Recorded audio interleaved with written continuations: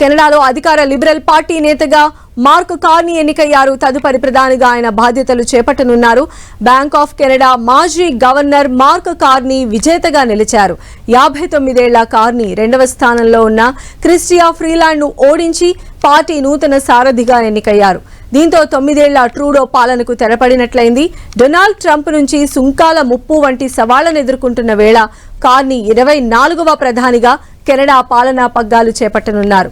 Mark Carney 1965లో Fort Smith లో జన్మించారు. హార్వర్డ్ లో ఉన్నత విద్యను అభ్యసించారు. 2003లో bank of Canada deputy governor గా ఎన్నికయ్యారు.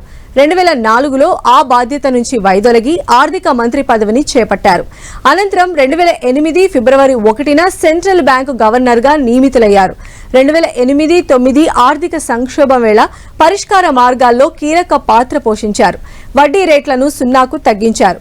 ప్రపంచ ఆర్థిక వ్యవస్థను స్థిరీకరించడానికి అవసరమైన చర్యలను సమన్వయపరచడంలో కీలకంగా వ్యవహరించి అందరి ప్రశంసలు అందుకున్నారు.